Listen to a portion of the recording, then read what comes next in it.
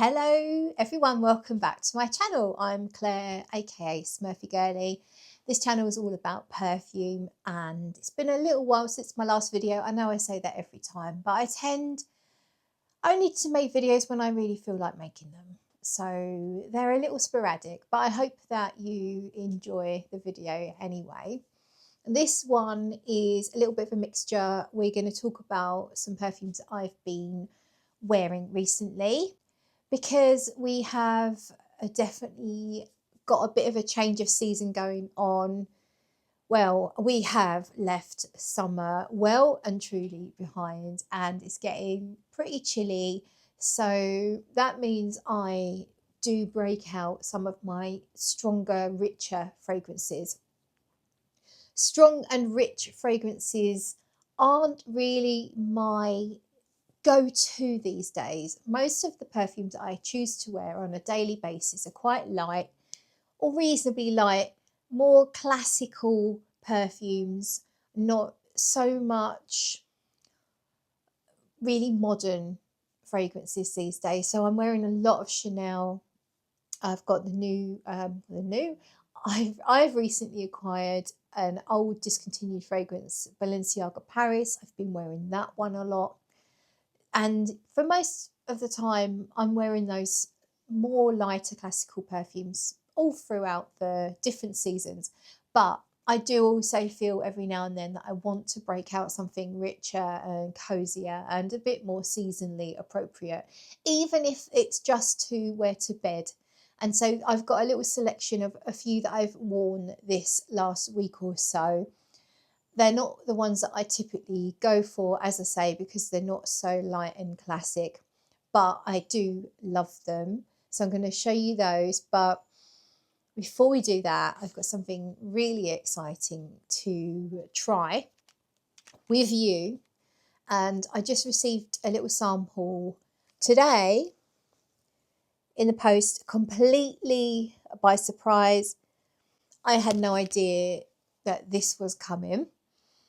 I only saw Francesca mention it on her Instagram in the last week or so, and I was so curious. And I was really hoping that Francesca might send me a sample. She has been very generous and sent me samples of all the new fragrances over the last sort of few years. So I was kind of hopeful, but I hadn't received any notification or anything. So I thought, oh, I've got to try this, find a way to try this. And then this arrived in the post today. So we're going to try it. It's called Once Upon a Time. And we're going to try it on skin. So excited. I know that it has a candy floss note, which in one way is kind of exciting to see what Francesca will do with a candy floss note. And another way is worrying, because when fragrances have a candy floss note, they can often be taken in a Baccarat Rouge direction, which is, I can't see that happening here, but it just leaves me intrigued for sure. So we're going to go straight on skin. And I understand it is a gourmand perfume, but I do think that it has an animalic note. I think it's got castoreum as well. We'll go back and read the notes in a moment. I assume they're on the paper. I haven't properly read it, but I can smell in the air that it is a sweet one. So gourmand lovers, it's pretty sweet. So I think you're definitely going to be interested to smell this one. Okay, it's a Francesca Bianchi. What do we call it? Paradox. It's a Francesca Bianchi paradox of dirty, naughty meets sweet and delicious. So it's everything that Francesca sort of does with perfume. So if you're expecting just pure gourmand, that is not what this is. It definitely has gourmand elements to it. I would 100% say this is a Francesca Bianchi perfume, because if it has that that rich, sumptuous, multi-layered feel. It has some sort of dirty side to it,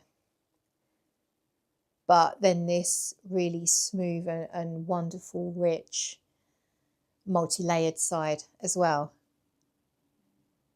It smells to me like it's got a type of a hay note. It also has a mild leather aspect to it. It doesn't smell like Baccarat Rouge, and it doesn't even smell blatantly of the candy floss note, which is usually ethyl maltol. I can tell there is a sugary note in here. So yes, it's sugary.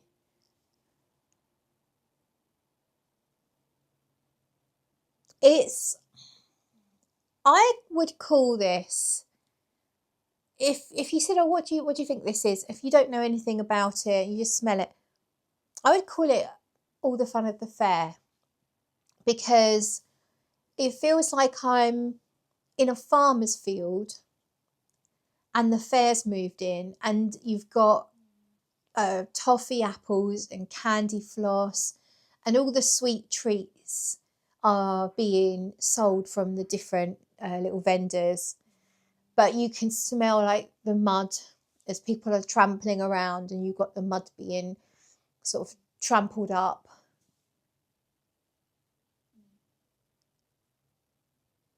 And yeah, to me, I feel like I get a little bit of hay. I don't know if Francesca's got some immortelle in here, because that can sometimes smell a bit hay-like. So maybe, because it does remind me of a little bit of unspoken musk, which has immortelle in it.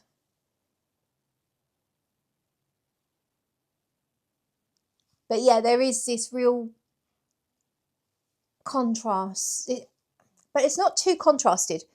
Everything seems to blend well together. It feels like it all fits together, but you do have sweet and slightly dirty, but I don't get really animalic dirty. I just get hints of leather and hints of mud.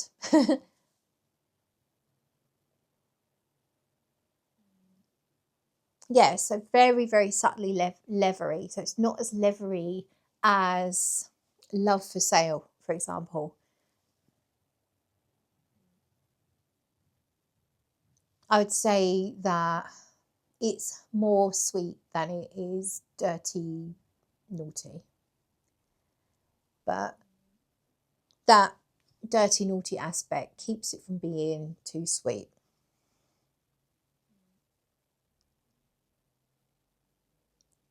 Just has all the usual sort of fluffy, musky, maybe iris sort of layers that Francesca is famous for. So let's see what's actually in here. So mood, comforting, intimate, warm. I would agree with that. The time capsule, a time travel in the memories of us all in the world. If the world was ending, which memories would you save? A gourmand for adults that takes you back in time to rediscover your childhood emotions. Olfactory profile is gourmand, sweet and fruity.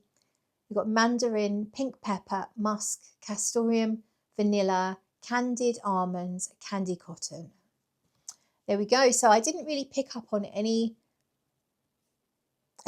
apart from the cotton candy, the candy floss. And I would say the vanilla kind of fits with that anyway. But yeah, to me, I said toffee apple, but I was just feeling like, yeah, sweet. I don't know if I'd say it's necessarily fruity to me. Yeah, a little bit fruity actually. Now I've seen it, although mandarin, not orange fruity though. A different fruity, but I don't know what. But yeah, it's smooth and it's comforting. I can see this really doing well, and I can see this one bringing in new people to Francesca Bianchi. For those that found her fragrances a bit too animalic, a little bit hard to wear, this could be the breakthrough fragrance for them. I think the name is great. Once Upon a Time, very evocative. Yeah, this is very nice. I would happily wear this. I don't think it's one at this point that I think I need to have, because I have my Tiger, which I love. Is sort of like a sweet musky fragrance. I have my Unspoken Musk, my Sex and the Sea Neroli. This is really, really nice. Definitely got that musky feel to it.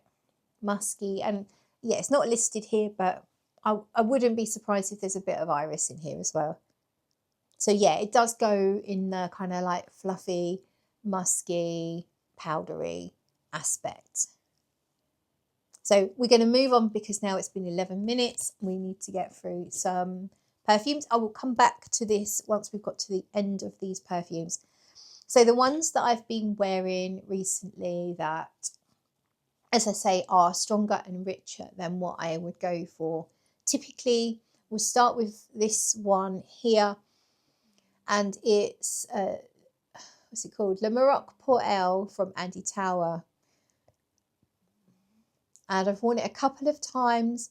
Definitely wore it to bed. I think it was last night, actually. I just sprayed a little bit on my arm. Very, very strong.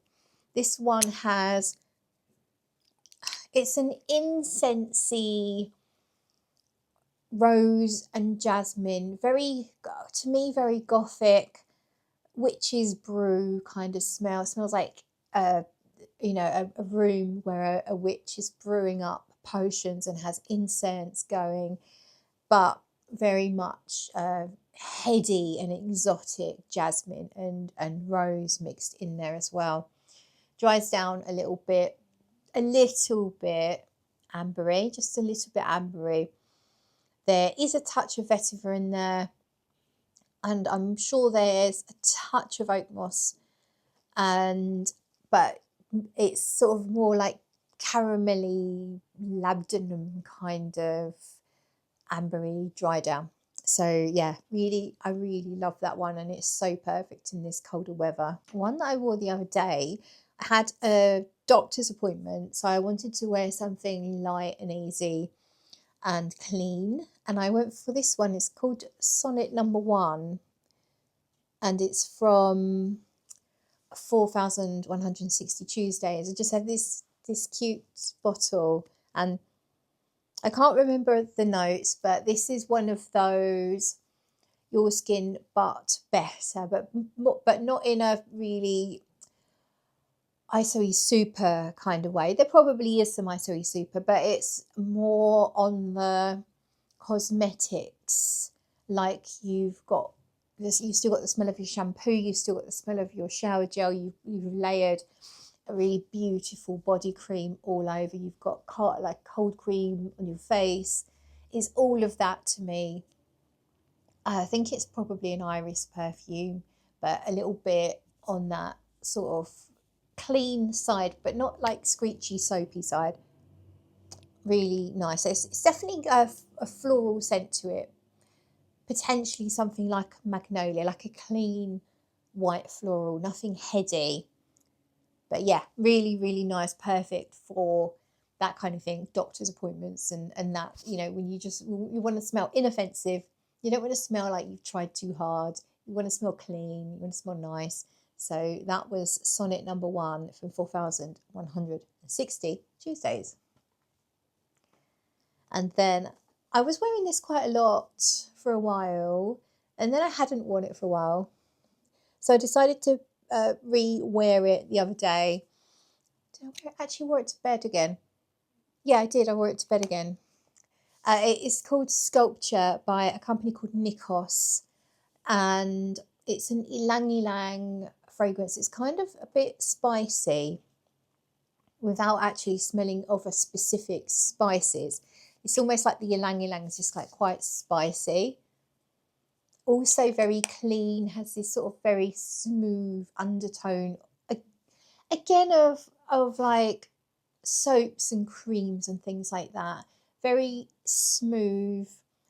For me, it's a very nostalgic perfume because I had it when I was very young, late teens, early 20s, I would say. And I believe I found it at a duty free. I'd never seen it before, smelled it, and I thought it smelled really sophisticated. It smelled really different to the perfumes everyone was wearing at the time. A lot of the ladies were wearing the Issey Miyake for her. They were wearing Cool Water for her. So a lot of aquatics. I was wearing Calvin Klein Eternity about the same sort of time as well. So these were those kind of 90s fragrances, I guess, that were going around, and this just really had a very different feel to it, and it felt so. To me, it felt so special, so different. I felt like I stood out from the crowd wearing it. So that's why it's such a nostalgic perfume for me. And I still really love it. Really enjoy wearing it even to this day. Okay, so the other day, a couple of days ago, I wore Tobacco Rose from Papillon. This is obviously a rose perfume. For me, it's a savoury rose. It has hay and beeswax, and it doesn't go too sweet, it doesn't go too rich. It keeps this sort of savoury tone all the time and lasts all day long and just makes me feel special in a different kind of way. And it's, as I say, it's quite a strong perfume. I always tend to underspray it. 2 or 3 sprays for me is more than enough. And I love the richness of the rose and just the savoury nature, the way everything works together and doesn't go that sweet. It's just, yeah, really, really nice. So that is Tobacco Rose. Yesterday, I thought I would try something I haven't tried in a long time. This one's discontinued, and I remember it being so popular about the time when it was recently discontinued. Everyone was loving it and they were able to find it for reasonable prices, and then it's become obviously harder and harder to find, and that is Alien. What's it called?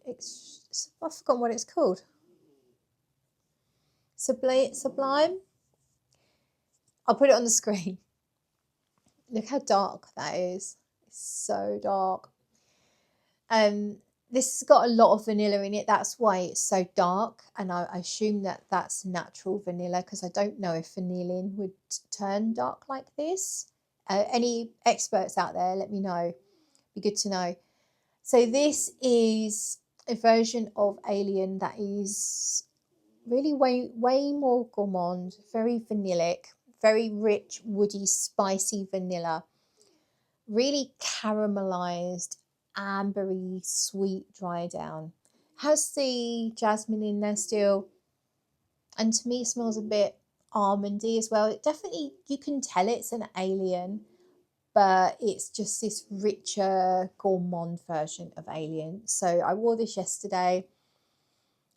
It was very, very long lasting, and in the end I started to feel like it was too linear. When it comes to sweet perfumes, this is a problem that I have personally, is that I need them to do more. I need them to change, otherwise they can kind of wear me down a little bit. Like I can think, oh, this smells so beautiful, and I can love it for an hour or two, and then I start to feel like, do something, change. I need you to change, because it sort of, I guess it's like if you just keep eating chocolate, you just stop enjoying it at a certain point. And I think the same happens with sweet perfumes for me. So it's almost like this would be better for me if it lasted half a day, and then I could just put something else on. But I I've always loved it. I've always thought it was absolutely beautiful perfume. I don't know actually if I need to keep it because I'm just not going to reach for it that often because it's so long lasting and it is so rich and sweet. But it is absolutely beautiful. So yeah, that one is Alien. I think it's Alien Sublime Extraordinaire. I don't know. I've forgotten what it's called. And then the last one, I wore this to a meal out. So went for a curry with my other half, his friend, and my other half's son. We went for a lovely meal. And so I'd already got excited about seeing Francesca Bianchi had released this new perfume. And so I thought, I'm going to wear Francesca Bianchi. And I've got my Unspoken Musk body oil and the perfume. So that is what I went for, head to toe, with the oil and a few sprays of Unspoken Musk. And I smelt divine. This is the one that's got Immortelle in it. So Immortelle can smell sometimes a little bit curry-like, but it can also smell a little bit like maple syrup. And I've smelt it where it smells of both, sort of in equal measure. And I've smelt it where it smelt more like curry. In here, to me, it smells more like maple syrup. But this has got the iris and the musk. I'm pretty sure there is a floral. It might be magnolia. It's not something I really ever pick up on. I'd say it almost smells a bit honeyed, like the maple syrup, I think. The Immortelle, which to me smells like maple syrup, sort of smells a bit honeyish as well. But you have this amazing large dose of iris. So you have that powdery, almost violet kind of nuance. And then as it dries down, it becomes a bit less sweet. So the maple syrup element calms down, and then that allows the musks and the powders and whatever other magic is in here to really come out and play. And yeah, I still am thoroughly in love with Unspoken Musk, as I have been now for years. From the first moment I was able to sample it to now, I think this is my second bottle. I know it's not my first, but I can't remember if it could be my third. I think it's my second though. And I don't reach for it that often because it is still quite a rich perfume. For me, it really lends itself to the colder weather. So in the summer, it doesn't get a look in. But then when it starts to get cooler, it's a special perfume that I do like to wear every now and then, especially on those really nice occasions, like going out for dinner. And yeah, I love it. So yeah, that is Unspoken Musk from Francesca Bianchi. And now we're going to go back to Once Upon a Time and see what has happened on my skin since we last spoke about it. Yeah, I feel like there's Immortelle in here. There's a lot going on in here. It's very much a musky, like musky in a clean way. It feels like there's lots of fluffy, clean musks in here. That hint of leather still, it hasn't come in and overtaken, which I'm glad for myself because I like my leathers to stay quite subtle. Yeah, I would say it's a gourmand leather, even though the leather's, as I say, not that strong. Very warm and cozy. Nothing sharp, nothing jarring. Sweet, a little bit sticky. Yeah, cozy, comforting, sticky, sweet, fluffy. Like I'm picturing a jar of some sort of fruit preserve, like a jam, but not specifically a raspberry or a strawberry, just some kind of sticky fruits in a preserve.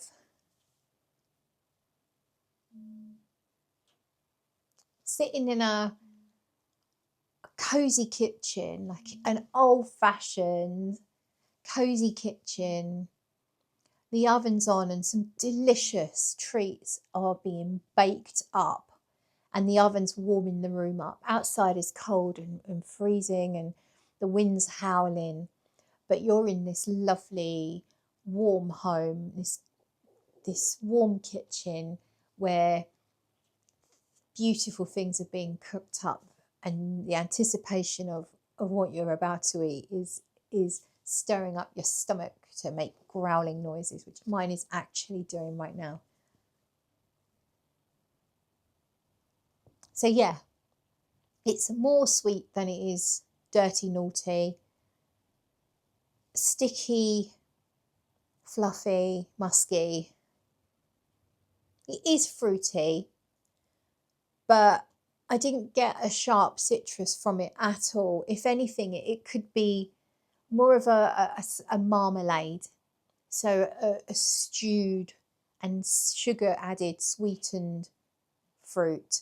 Nothing sharp, nothing fresh, nothing citrusy.